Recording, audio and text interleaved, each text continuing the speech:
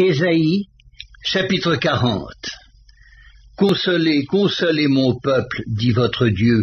Parlez au cœur de Jérusalem et criez-lui que sa servitude est finie, que son iniquité est expiée, qu'elle a reçu de la main de l'Éternel au double de tous ses péchés.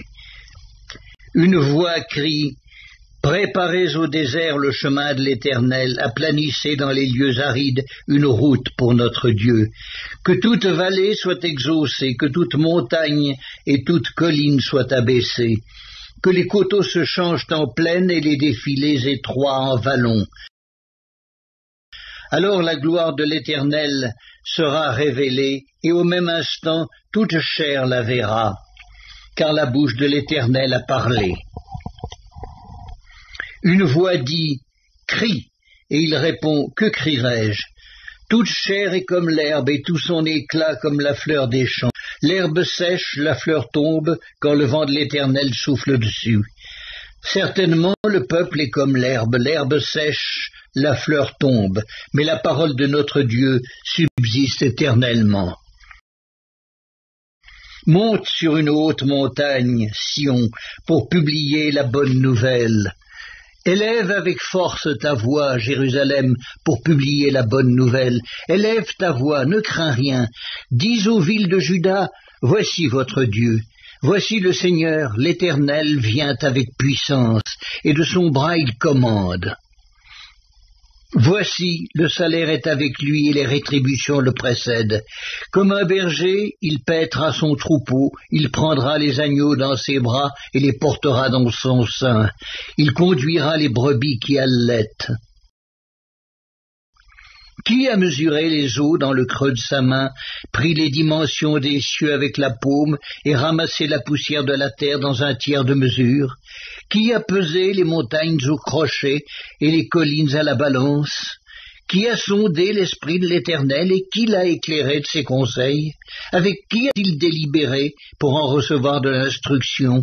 Qui lui a appris le sentier de la justice?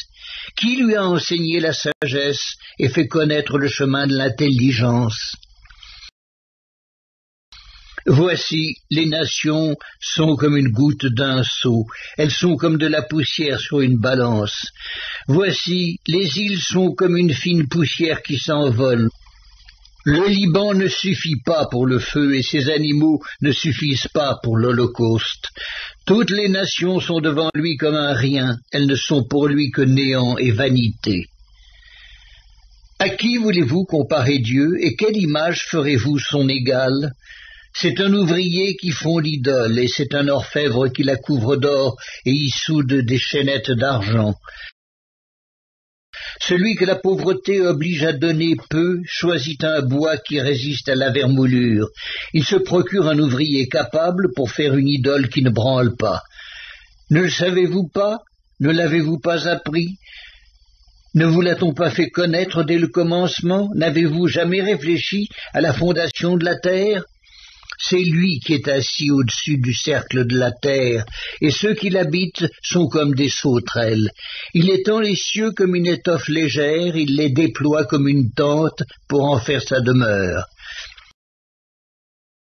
C'est lui qui réduit les princes au néant et qui fait des juges de la terre une vanité. Ils ne sont pas même plantés, pas même semés. Leur tronc n'a pas même de racines en terre. Il souffle sur eux et ils se dessèchent, et un tourbillon les emporte comme le chaume.